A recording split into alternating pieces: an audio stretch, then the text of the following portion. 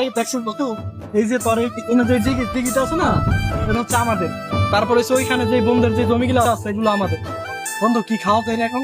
ওই যে দেখা ভাই তো ঝালমুড়ির দোকান, তো যে ঝালমুড়ি খাই। খাও সব।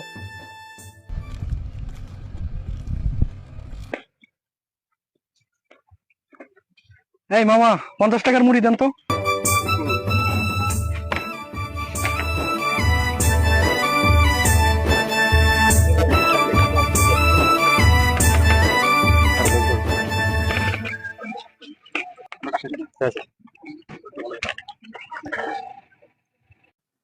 কাট দেন, বালু কাট দেন।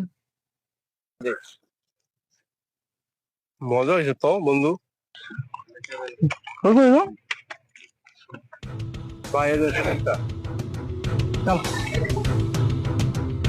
ভাই ঝালমুড়ি টাকাটা দিয়ে দাও। কিসের টাকা দিত? আমি কখনো টাকা দিয়ে খাই না। যেখানে দোকানটা দিছেন আমাদের জমির উপরে দিছেন। ঝালমুড়ি বিক্রি করে আমার পরিবার চালাই। যদি টাকা না দেন তাহলে আমার পরিবার কিভাবে চলবে বলেন? আপনার পরিবার কিভাবে চলবে সেটা তো আমার দেখার দরকার নাই। ওদের নাই কি বলছি? আমার কাছ থেকে এই এলাকাতে কেউ টাকা চায় না, আপনিও কোনো টাকা চাইবেন না। Be careful.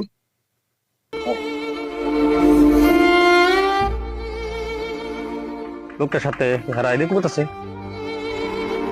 হে ভাই বুঝলাম না বিষয়টা। আমি এখানে চা খেতে খেতে দেখলাম তোমরা ওনার সাথে খারাপ ব্যবহার করতেছো। কি সমস্যা বলো তো, কি হয়েছে? ভাই কি হয়েছে আপনার বলেন তো? টাকা নিয়ে চলে যাচ্ছে। এই বুঝলাম না ভাই, তোমরা ছোট ভাই মানুষ, এখানে আসছো মুড়ি খেতে, মুড়ি খাবো বেশ ভালো কথা, ওনাকে টাকা দিয়ে যাবো না? উনি এখানে দোকান দিচ্ছে, এই দোকানে টাকা দিয়ে ওনার সংসার চলে, ওনার ছেলে মেয়েদের স্কুলে পাঠায়। উনি অসহায় একটা মানুষ, ঝালমুড়ি বিক্রি করে খায়। আসলে মানুষের ধন সম্পদ কিছু না, আসলে মানুষের আচার আচরণ ব্যবহার এগুলো নিয়ে আসল। তোমরা তো ধনী ঘরের সন্তান, তোমাদের কাছে তো 50 টাকা কোনো বিষয় না। তোমরা এবং 50 টাকা দিয়ে আরো বড় ওনাকে 100 টাকা দিতে পারো, যে ওনার ফ্যামিলিটা সুন্দরভাবে চলতে পারে। এটা হচ্ছে আসলে মানবিক কাজ। তোমরা এই ধরনের কাজ কখনো আর করবা না ভাই। গরিব অসহায়ের প্রতি জুলুম করবা না, এটা খুবই অন্যায়। যেহেতু উনি তোমাদের ঝালমুড়ি খাওয়াইছে সেহেতু ওনার টাকা দিতে হবে। এই লসে বন্ধু টিয়া দিয়ে দেই। আচ্ছা ভাই, আপনি বলছেন, ঠিক কথা বলছেন, আমরা বুঝতে পারছি যে আসলে মানুষকে ঠকানো হচ্ছে গিয়ে সবচেয়ে খারাপ কাজ।